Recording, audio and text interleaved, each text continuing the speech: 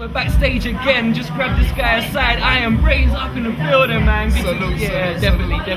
This guy's going on stage real soon, so we're gonna have to keep it quick, man. But you've just come back from a mad tour in America. Like, tell the people a bit more about that, man. Well, I just went out to America on my own too, you know what I mean? And I just showed the people out there what I got. You know, got on a lot of radio shows. Did a few shows as well out there. Big shout out to J Ronin, All Elements, South Kills, DJ Snips. You know, also did an EP whilst I was out there, like a 7-track EP called Only in America. Did free music videos as well whilst I was out there. So yeah, kind of got busy when I was out there. Yeah. This guy's getting all like, you know what I mean, all modest about it, but nah, he's done his thing out there, man, repping the flag. Yeah, no doubt. I mean, like, big shout out to Susho Smash as well. Sarah Love, you know what I mean, caught wind of what I did out there with Susho Smash, you know what I mean. Definitely got a lot of love out there, you know, and don't get it twisted. I mentioned a lot of UK heads that they should be looking out for as well. Yes, I did go to promote myself, but also it's from UK at the end of the day, you know what I mean. So definitely have to give a shout out to all the other heads that I'm working with: M9, Cyrus, Malachi, Mr. Drastic, Skillet. Check out the Skillet video. I think you get the point on YouTube. You know what I mean? You know, putting in mad work, man. Working with a lot of people out there. Big shout out to Matt Hoffa. Big shout out to General Steel from Bootcamp. Big shout out to Sean Price, who's here next month. Gonna be opening up for him. You know what I mean? So yeah, putting in that work, you know. But I should be working a lot harder, man. Definitely. Modest, he's being modest, man. But yeah, if we can go back in time, bro, like when you first started to pick up the pen, like, can you kind of put an age on that? Like, when would you first kind of sit down and write a lyric, like? I was about 18, 19, you know. Yeah, it was about 18, 19. What made you choose the name, bro? But my boys, you know, kind of chose that name for me. Kind of flipped their names, but it never stuck, man. The Iron Braydz, because I was mad comical with my shit. Like, I was really into like comic books and manga comics and like a lot of like supernatural kind of shit. Like, I was really into that stuff. So they thought Iron Braydz was a good name, and then yeah, it just stuck, man. And then when I met RZA in 2001, told him the name, like how did this come about, man? I was part of a 30-man, 40-man crew back then called Malicious Street Squad. Bro, I didn't even know this stuff, man. Yeah. Like, and we were promoting RZA's second album, Digital Bullets. Right, yeah. And what, 02, yeah? Nah. This was in 01 at Subterranean. Okay.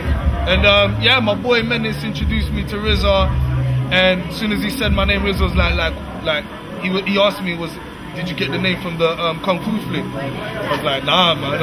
I didn't realize there was a Kung Fu film at all. I was the next character. Yeah, there's an actual Kung Fu character out there called Iron Braydz. Okay. So I was kind of like, wow, like, where the fuck did that come from? You know what I mean? So, nah, I don't smoke weed. Thanks anyway. Now it's all good. Thank you. But so yeah, so we were just talking from there, and then the birth of my production style came from that. You know, DJ Pogo came out with his MPC 2000 XL. I had no clue what the hell that was. Asked RZA what it was. He took about 15 minutes to show me what you could do on the MPC 2000 XL. My man got coached by RZA how to use the computer. It wasn't that big. It was just, look, yeah, here's how you sequence a beat, and that's it. You know, here's a couple of things, you know, and that was what he showed me. I'm not even gonna try hype it for no one. It's not. But I was about to ask, like, who influenced you when you was getting into producing, but I'm not even gonna ask that question. Man. Like the MC everything I've done in my career, it's all been based on what, you know, the RZA, the Wu has done. I always say to people as well, if you want like a little what do you call it? A manuscript or a manual, a blueprint, like, yeah. A blueprint of how you do things in the industry. Pick up Liquid Swords, man. Like Jizza kind of breaks it down for you on there as well. You know, so like we'll put it down, man. We'll put it down for us. You know what I mean? And you know, that's why I went to America. I'm like, look, at the end of the day, you lot took our people, man. You lot took Slick Rick. You lot took MF2, Moni Love. You know what I mean? So. Come and take me. I'm not leaving the UK. I'm not leaving the UK. No. I got my British citizenship, man. You know what I'm saying? Like, I did that. Alright. Well, yeah, man, if you can answer your biggest pleasure and pain of the game, man, your biggest high and low of this thing, man. Wow. Alright, my biggest high, I got enough, you know. Yeah? I got enough. Hit 'em up, man. One of my biggest highs is performing at the Royal Festival Hall last year with a 27-piece orchestra. This is at the main stage, the main foyer. Now, if you don't know, Royal Festival is like the Madison Square Garden of the UK.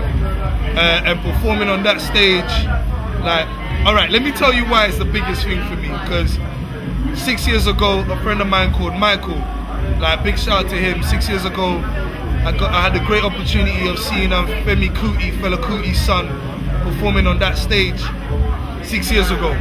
And I said to myself, I'm gonna perform there. Lo and behold, 6 years later, I meet with a great guy who I also look up to called Nitin Soni.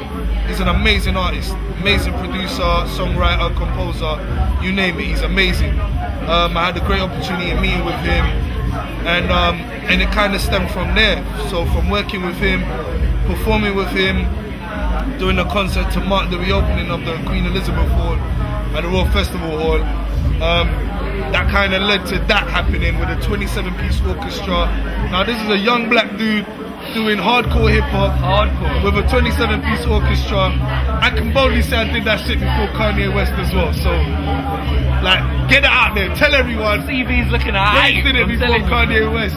So there was that. Then there was Chuck D asking me to perform with Public Enemy at the Kentish Town Forum in 2005. I'm leaving, man. Me and RZA, obviously getting shown how to do what I'm doing with RZA. You know what I mean?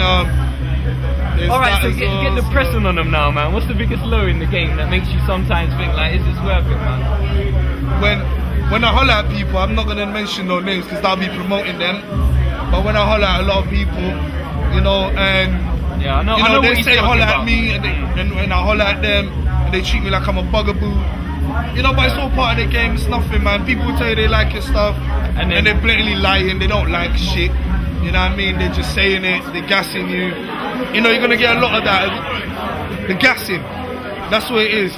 And what I say now is, boy, you got gas for me, just come to my yard. I've got a gas meter now. So I feel like my gas meter, man. I don't need no gas. I've got enough gas on my own. You know what I mean? Alright, man. Well, let them know where they can get the new project, Devil May Cry, and where they can hit you up on the Twitter and all of that, man. Yeah, man. Hit me up, twitter.com/BRAYDZ Braydz. Facebook /Iron BRAYDZ Iron Braydz. See YouTube. a picture of Rakim holding up his album. Yeah. Oh yeah. Me and Rakim as well. Like, he's coming over in September as well. Okay. So Facebook.com That's a reliable source right there. Facebook.com Iron Braydz as well. BRAYDZ. YouTube /BRAYDZ.